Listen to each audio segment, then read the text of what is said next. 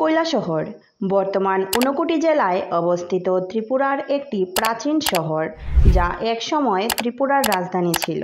এই শহরের নামের পেছনে রয়েছে একটি চমৎকার পৌরাণিক ও ঐতিহাসিক প্রেক্ষাপট। কৈলাসহর নামটি এসেছে দুটি শব্দ থেকে, কৈলাস এবং হর। কৈলাস অর্থাৎ পর্বত এবং হর মানে শিব। পৌরাণিক কাহিনী অনুযায়ী কৈলাস পর্বত হল হিন্দু দেবতা শিবের আবাসস্থল, তাই কৈলাসহর নামটি শিবের পর্বত বা শিবের স্থানকে নির্দেশ করে। এই শহরটি শৈব তীর্থস্থান হিসেবে পরিচিত। এখানে বহু প্রাচীন মন্দির এবং শৈব সংস্কৃতির নিদর্শন পাওয়া যায়, যা শিবের উপাসকদের জন্য অত্যন্ত গুরুত্বপূর্ণ। ঊনকোটি পাহাড়ের শিলালিপি ও শিলাচিত্রগুলি শৈব ধর্মের মহত্ব এবং শিবের পূজার ঐতিহ্যকে প্রতিফলিত করে।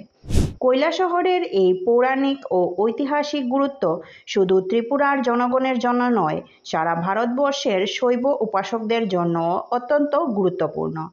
শিবের প্রতি ভক্তি এবং শ্রদ্ধা প্রদর্শনের মাধ্যমে এই শহরটি তার প্রাচীন ঐতিহ্য ও সংস্কৃতিকে এখনও ধরে রেখেছে।